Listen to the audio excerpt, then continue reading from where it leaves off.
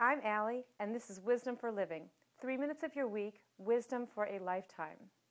What exactly is constructive criticism? Do you look forward to getting it? Do you ask your parents, your in-laws, your spouse, your kids, your boss to give it to you on a daily basis? Or maybe you're like most people who prefer giving it over receiving it. After all, you're speaking nicely and you mean well and it's for their benefit. So why is it so hard to take? Why are people so sensitive? Why is it so hard to give criticism of any kind? It's interesting. It's actually a mitzvah in the Torah to give positive, constructive rebuke when you genuinely feel that what you're about to say to somebody is for their benefit in a specific area of their life. But, and I repeat, but with a capital B, a person has to do some serious soul searching before they give any rebuke. Am I guilty of the same offense? Am I angry right now? Do I find this person annoying and I just want to let them have it?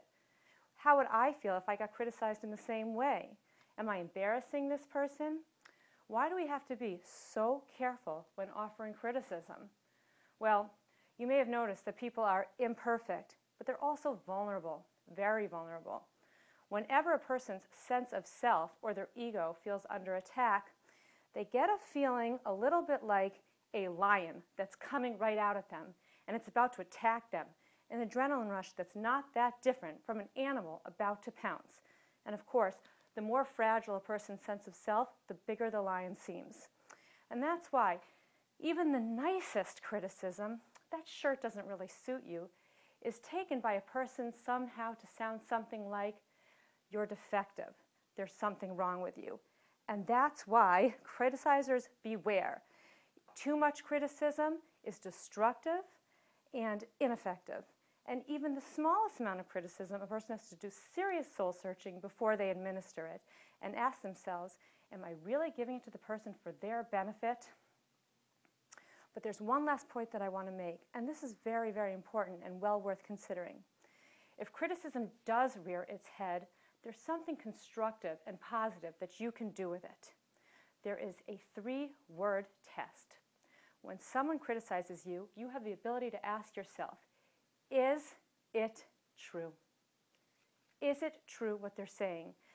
They criticized me, and my ego's about to roar, and the lion's about to pounce, and my breathing is heavy, and my teeth are clenched, and my heart's beating. But wait, calm it down, slow it down, and ask yourself, is it true? My friend's mother-in-law came, and they had a very charged relationship. And she was like Genghis Khan, running the kids around, cleaning up the house, militarizing around. It was a very, very difficult week before she came. Finally, her mother-in-law arrived. After 3 days of visiting, her mother-in-law says to her, your kids watch too much TV. Well, my friend was about to pounce. What a chutzpah! Do you know how hard I've worked for your visit? Do you know how much stress I'm under? But she knew about the 3-word test.